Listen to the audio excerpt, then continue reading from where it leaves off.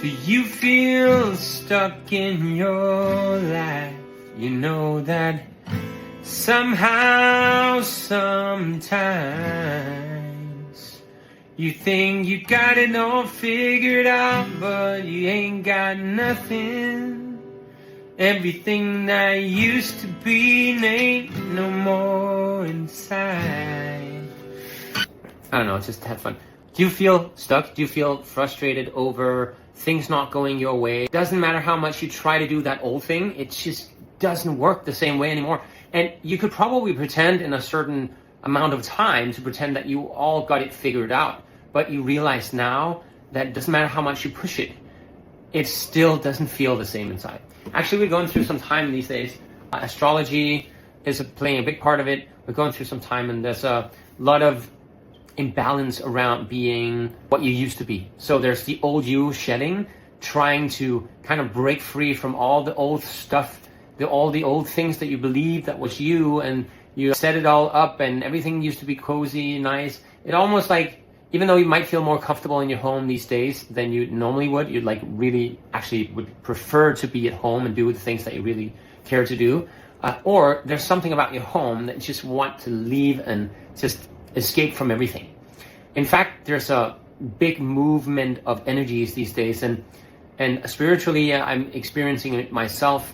It's all the old stuff, and it's been going on for, I would say, for me, I'm a little bit ahead sometimes. I have to do the struggle before you do it, but it's still here, and it's still not moving fast. But it's definitely moving, but it's with grace. Now you're invited to, let's do a little bit movement, but it's almost like 6 months has been gone by, and it's like the things that you, I would say, not full 6 months. It's not like it started from one day to another. It slowly went in there. And so 3 months ago, we got really stuck.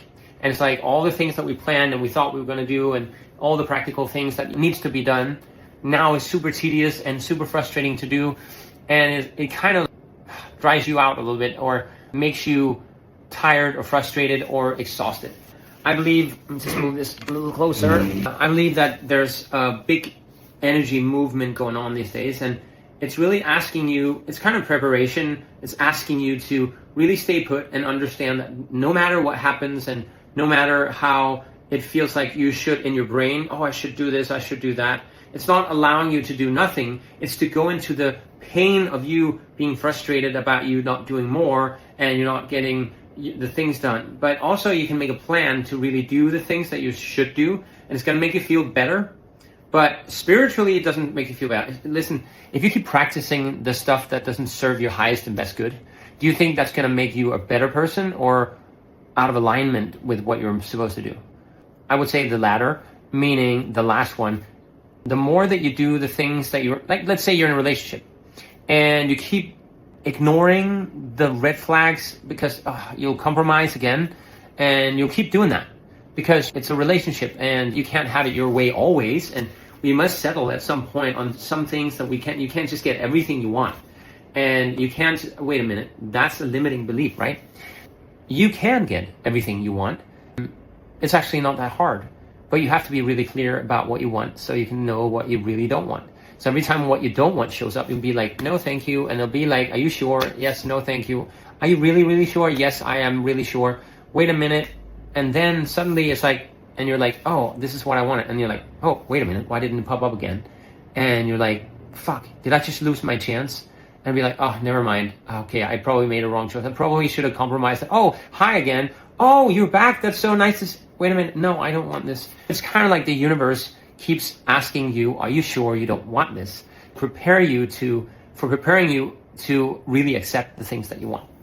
At least that's keeps happening with me. Now, when it's not popping up, I am obsessing about, should I have done something else? Should I promote my company a little bit more? Should I do more of that type of work in IT or in design? Should I push it more and then maybe just hold back a little bit and just go work hard and just grind? But then again, I'm like, but that just makes me stressed. That's like a compromise. That's me wanting a steak, but then someone gives me rotten rat meat. And I'm like, well, I guess it's meat. No, it's not what I want. Some people might like that, I don't know. But I want good quality meat. And I'm not just talking about a beautiful, amazing woman that's going to be mine one day. But I'm also talking about the stuff that I eat, I want it to be quality. I want it to be good.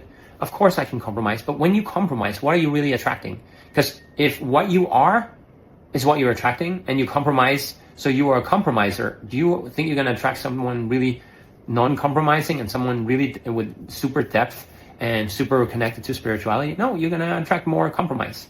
But you're going to be attracting so many things these days of people, friendships, jobs, things that is actually a compromise, and you realize it the more you get, the more you push to find something, the more I actually wanted to share a story on Tinder, about Tinder, but I'll do that in another video. I think that's a full video's worth. You keep compromising and you keep looking for things because you want it, you miss it, you want that old life a little bit, like where you felt comfortable doing the things that you used to do and felt fine, but it doesn't fulfill you anymore. You want that partner that wasn't the partner that you're searching for. In my case, was unfaithful. That's not a partner that I want. If she'd come back and say, oh, I made a horrible mistake, this thing happened, I could probably step into some space where I could forgive it depending on how the story was. Not that I hope she would change the story, but just to say that the more open she was and the more authentic emotion I could feel from her as an empath, I would be able to then say, oh, she made a mistake and she's actually changing herself, working on herself. But when she doesn't do that, or someone doesn't do that, then you're again compromising. And why would you stay with someone like that? Even though they were the full package and this was just the one thing. Yes, if it's too big of a thing.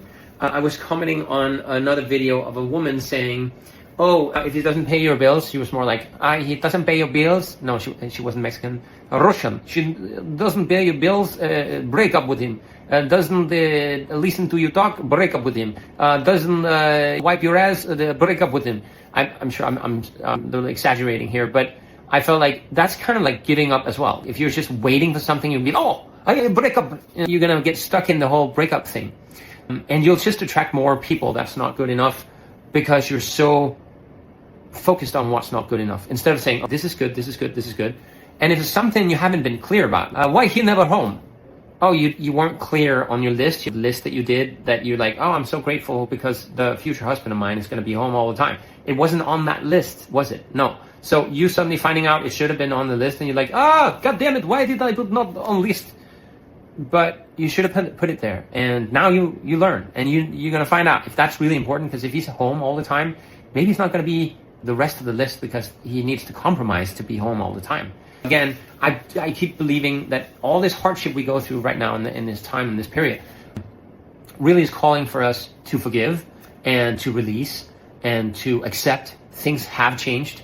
The mood or the honesty and the corruption of the world has never been as high. Well, at least not as visible as it is for the awakened people. But it's like really testing you, right? The more clear you can be about finding your space, not hiding, but accepting when things are not flowing fast and you're not supposed to do something all the time. If you're an ADHDer like me, you would be like, oh, what should I do? Am I supposed to just sit on this couch and speak to the camera all the time? Nobody calling me? Like, should I not be, I don't know, doing some kind of work for a client, or what? It's like, what's going on? Should I be meditating more? Probably yes. But the more that we focus on what should I do, we're not human doings. I've been saying this before. Human beings are supposed to just relax and be who they are. I'm going to make a part 2 of this because I think the maximum amount of time is 11 minutes. No, it's 10. Thank you for watching, guys. I hope you got something out of it. Follow for more.